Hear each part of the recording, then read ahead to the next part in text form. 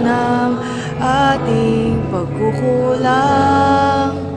Biyaya niya'y patuloy na laan. Katulad ng pagsinag ng gintong araw, patuloy siyang nagbibigay ng lang. Kaya sa puso ko't damdamin,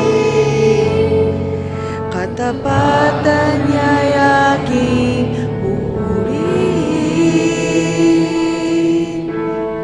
Hila ka, O Diyos, tapat kang ang tunay, magmula pa sa